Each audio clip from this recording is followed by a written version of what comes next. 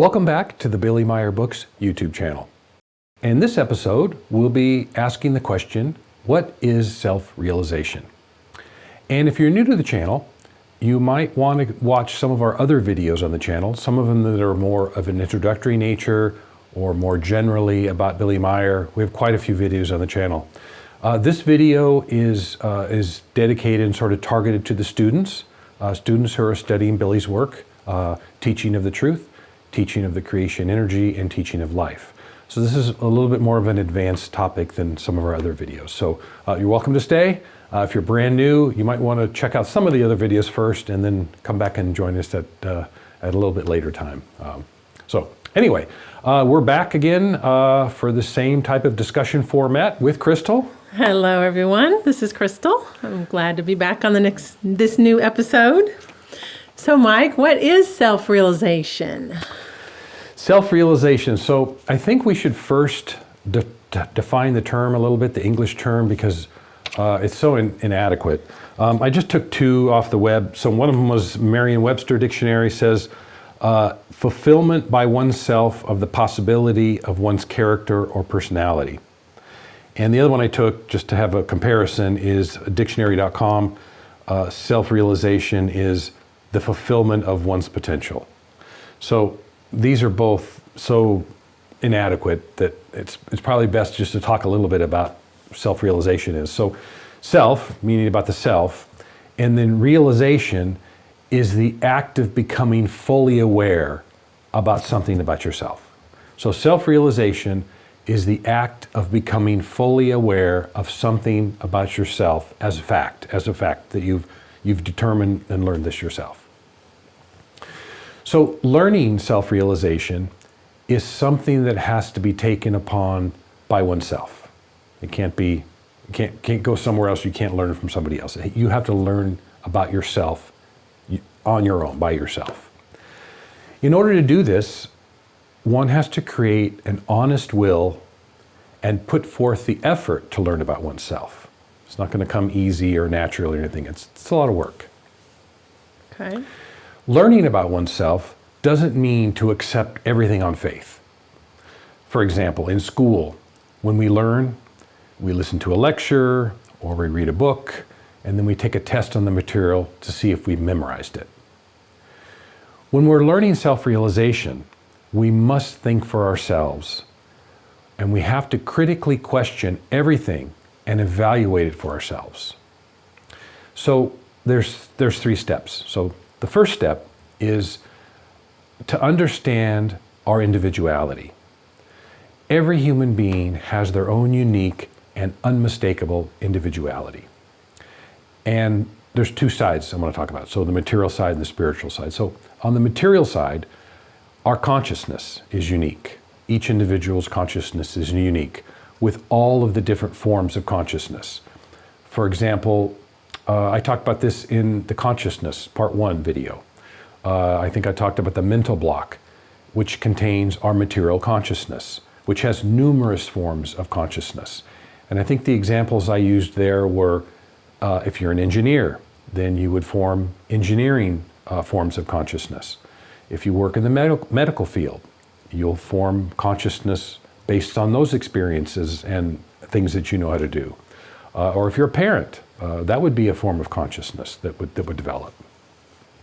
So thinking and the thoughts that each individual thinks are unique, that makes us completely unique. And I'm sure it's not a big stretch. You've met other people with very different thinking than you. So probably most people have. And that's an example of how individual we all are, how our individuality sort of shines through. Also with feelings. So feelings, that they arise from thinking. So feelings follow the thinking.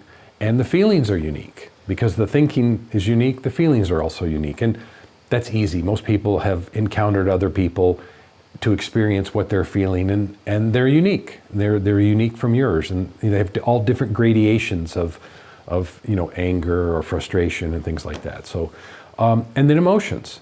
Emotions which are developed from feelings are also unique. Our psyche, which is half material and half, it's a non-organic, the other half. our psyches are part of us that are connected to our physical body, which sort of ties in the feelings and the emotions and make us feel great or feel sick or feel depressed and all these different types of things. Our psyches are unique from person to person. Our personalities make us unique. Our personalities have so many different aspects, and maybe just some simple examples. Conversational skills. Each person has different levels of conversational skills to talk with other people. Self-honesty. How honest we are with ourselves is unique from person to person. Or morality. Morality also. We have very different understandings of morality from person to person. Unique again. Maybe some more deeper aspects. Self-education. How dedicated we are to learning for ourselves, learning things outside of school, just our self-education. Life and death. How do we understand the cycle of life and death and what this all means to us? Very different from person to person. Self-discipline. Everybody has very different levels of how disciplined they are with themselves. And maybe even deeper, a little deeper aspects. Self-awareness. How aware we are of ourselves and our thinking and our feelings and our emotions and things like that. How honest we are with ourselves. Self-honesty. Neutrality. We talked about that in the last video. How much neutrality have we learned and built up within ourselves? So all of these things make us unique individuals. Our memory, our experiences throughout life, from where we're born and where we live, completely unique, right, from person to person. Our subconscious, our unconscious, and all their different forms. So all of these things make, on the physical side, on the material side, make an individual unique. So also on the spiritual side, our spirit form, also called our creation energy form, which gathers wisdom and true love. And these things, because they're gathered by each individual person, each individual spirit, can be very unique based on our experiences, where we're born, what country we live in, what language we speak, and things like that. So each spirit form that we have inside of us is individual and unique because it collects at all different levels based on the individual experiences. So how much we pay attention and how much we learn, the spirit collects wisdom based on that. And it's different for every person. And through successive personalities, our spirit forms are built up and evolve through constant learning, which is completely unique. So from lifetime to lifetime, we get a new personality each time. These personality create further unique experiences that is gathered by the spirit form in the form of wisdom. And the essence of all these values that's collected, that's passed from personality to personality and from lifetime to lifetime, are connected by the spirit. And like in the physical world, the spiritual also has collecting all these different experiences and values, so it's also so unique. So it's important to understand that each individual is unique. Unique in our physical body, in our thinking, and unique in our spirit. That's sort of the first step is to understand that each person is absolutely unique and individual. That's the first step to self-realization. Okay. The second step is, building on the first step, is to understand and accept our individuality. So what does this mean? This means that we see ourselves as a distinct personality and a distinct spirit form, both of which are unique. That's number one. And number two, accept our individuality with all of its strengths and with all of its weaknesses as they are, as we are, and not how we wish them to be. So it's sort of, we look in the mirror and we see what we want to see, but we don't sometimes see the weaknesses. We don't see the bad things. So part of this step of self-realization is to accept our individuality and the strengths and the weaknesses that go with that individuality. That's an important step. Yeah, I think that's the harder part. I think it's easier to understand that we're all individual and unique, but to accept each part of ourselves, our strengths and our weaknesses, I think we can be a little harsh on ourselves, or a little, going back to that neutrality, right? Being neutral with yourself, that's yes, part of this as well. Yes, Okay. Yep. It's important to understand that every human being has their own thoughts, their own feelings, their own emotions, their own knowledge, their own experiences, their own personality, their own character, all of which makes each individual person unique. And each person during their lifetime, each person should find their own path in life and follow it.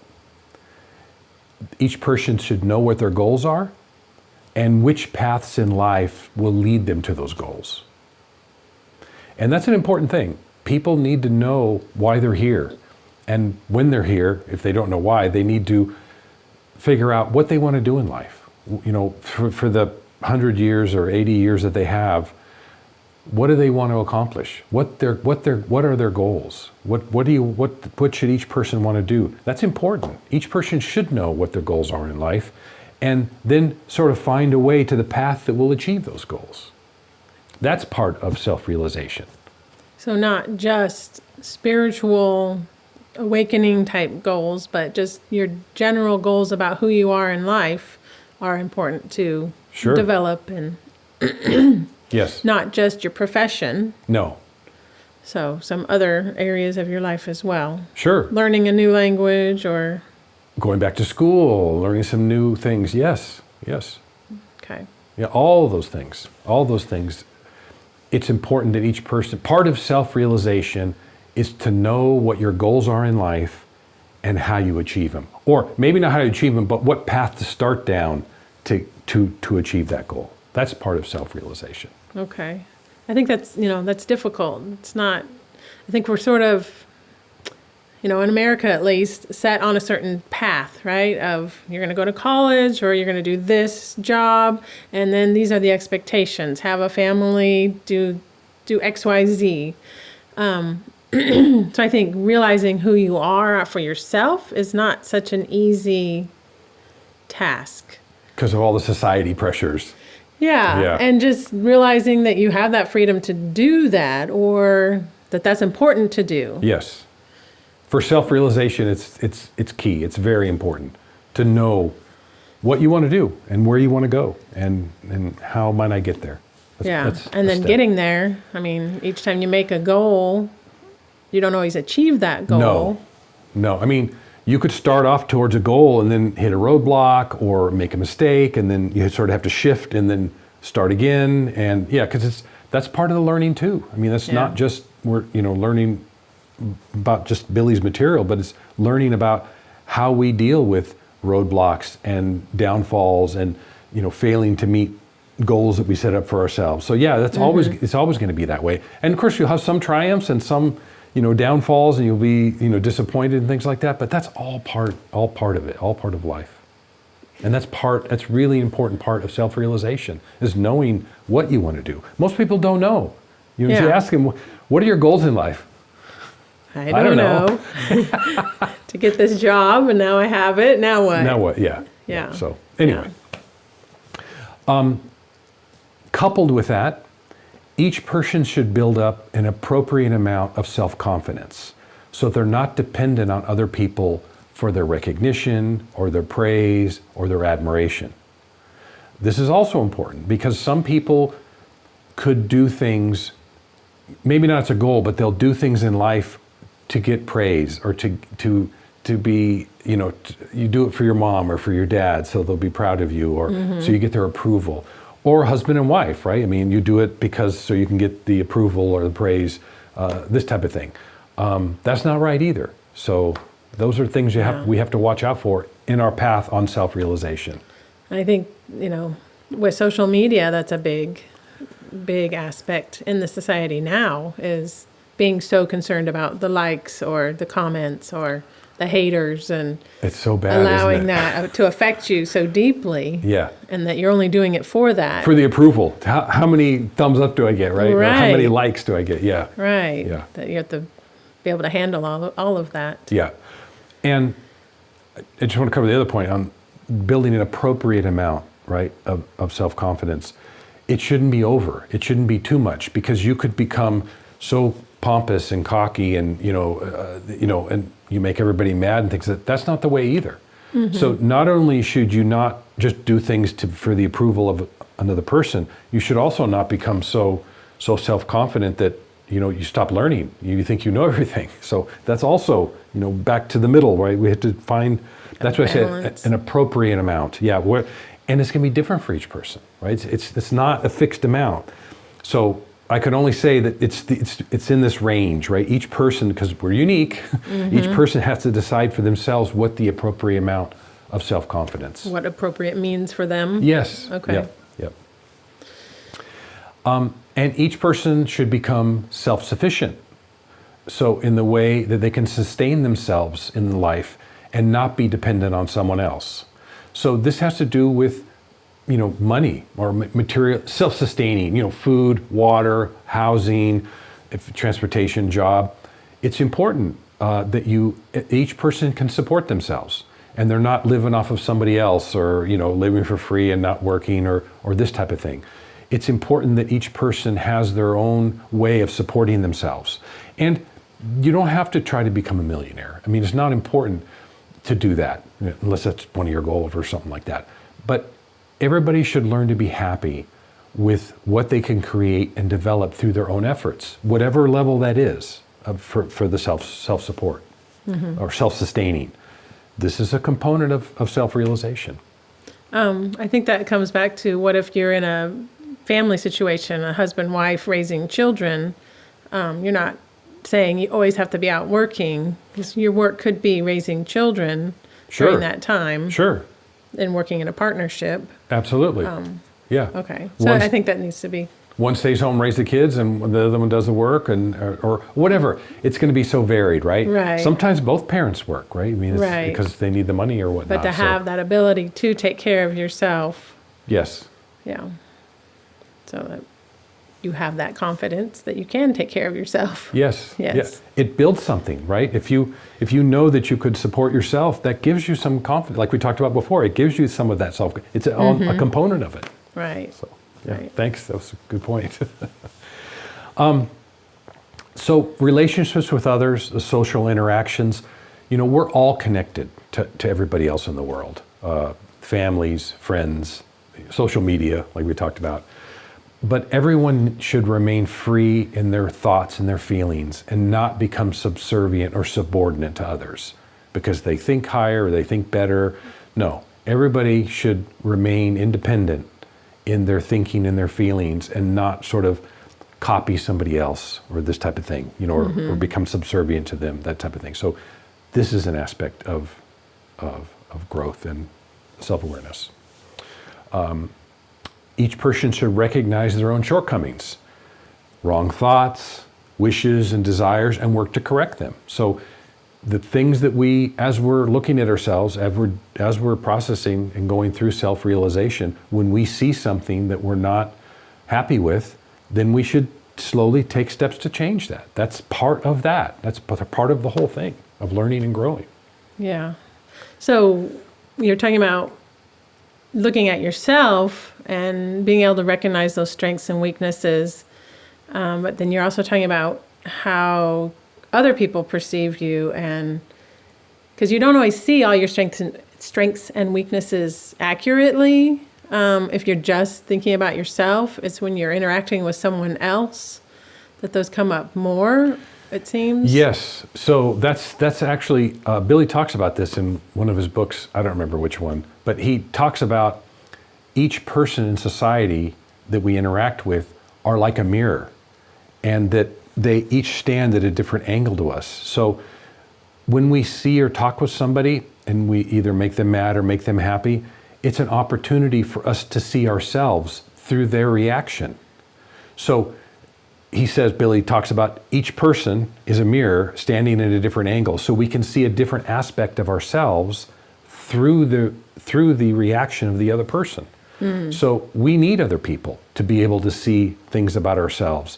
And it's so common in life. If you're in interaction with somebody and you say something, and maybe you offend them or something, and then they react, the first reaction is people immediately react again, right? It sort of escalates. It's defensive. Yeah. or escalated up and things like that. Instead of saying, oh, I didn't realize that. What did I say or do to make him react that way? That's how it should go, is we should say, because it's a reflection of ourselves. Whether we think it's true or not, this person has perceived this about ourselves, and maybe it's something we don't see.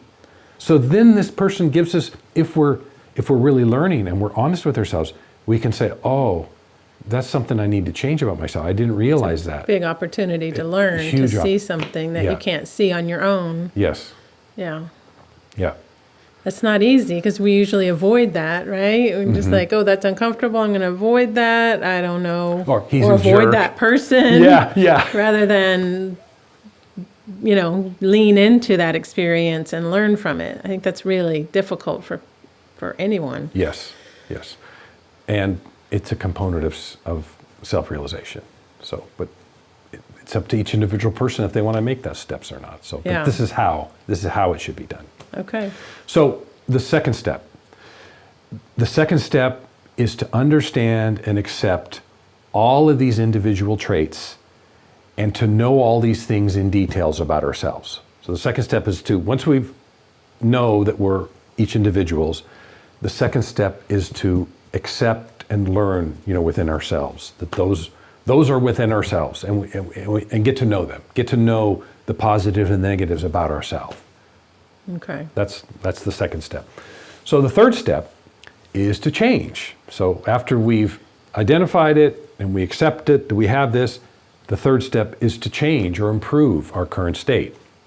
And this is done through self-analysis and honestly and intensively looking inward and see all of our reactions, all of the things that we do or that we say, the morality that we put out, virtues, all these different things about ourselves is open to us to change. Once we see it, now we take steps forward to try to make those change.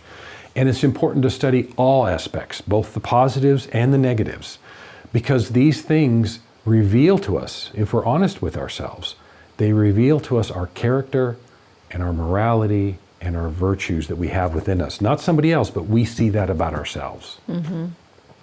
So in this process, Billy talks about it's important to create a mental picture of the different sides of oneself. So the good and the positive aspects that we see, that we're good at and we do, can be further refined, into something higher, even more positive and better. And then the bad and the negative things, the aspects that we see about ourselves, can be improved. So each of these mental pictures needs to be clearly and unambiguously defined so that's anchored in the consciousness. So it's almost like we create a new conscious form. This mental picture of, for example, we say something to somebody and they don't like it. Then we can make a note that, I said this to this person, but he doesn't quite understand it, or he got mad. Why did he get mad? So the situation, if you create a mental picture saying, I shouldn't have said this, or I shouldn't have done this, and we create that in our mind to make this mental picture, it gives us material to work with in the future. This is versus when you do something or say something wrong, you just, oh, I'm not worried about it, and just let it go to the side and don't deal with it again. That's how most people go through life. If they make a mistake of something, they try to cover it up, or they don't want to deal with it because it's negative, negative.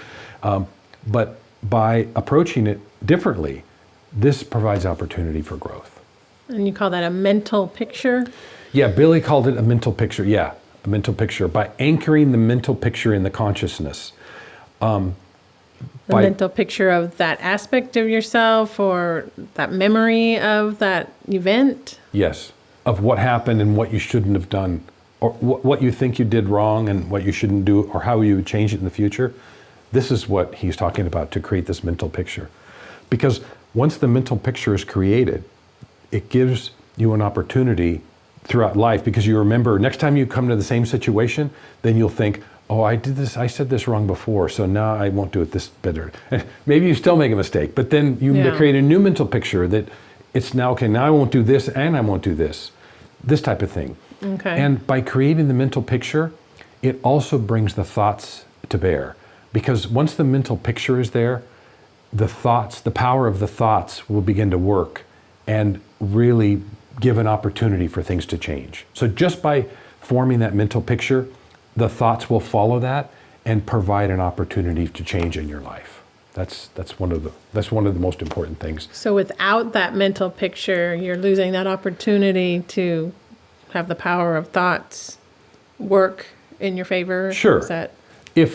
I mean, there's a whole range of possibilities, but if you take the far range, like you make a mistake and you just discard it. Right, you just ignore it. You just ignore it, yeah. Of course, then nothing's going to change, right? I mean, for that aspect of yourself, the negative part, it's not going to change. But by forming the mental picture and giving yourself something to work with, this will give you a sort of a step up, a sort of an advantage to resolving some negative thing within yourself, because it'll bring your thoughts to bear. It'll remind you when you have the same situation. You'll say, "Oh, I shouldn't have done that." This type of thing. It's just a tool. It's a tool for growth and for learning. For remembering those aspects of yourself and to doing something different the next time. Yeah. I mean, we're creatures of habit. We just say the same thing again. Yeah. And not worry about it. Yeah. Yeah. Yeah. So anyway, this can become a mental exercise. This is what could, through practice, and will eventually lead to the results of changing. So this is the third step.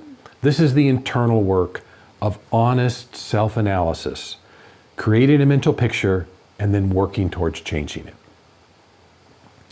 And then finally, the path to self-realization couldn't be complete without meditation. And we do have a meditation video on the site. It's called Introduction to Meditation. So that could be helpful if some people are interested. Meditation is a critical part of self-realization. And when practiced correctly and regularly, it's a true catalyst for self-realization. It'll really, really help move things along. So that will conclude it. Now it's your turn. If you could join us at the Future of Mankind Forum, and there's a section, a topic called Billy Meier Books YouTube channel. Post your understanding. And if you have any questions, post them there, and I'll answer them within 24 to 48 hours. So we'd like to hear from you. This is a discussion format, so I've sort of given some information. Now it's your turn. Join us on the forums and leave your understanding or leave your questions on what is self-realization.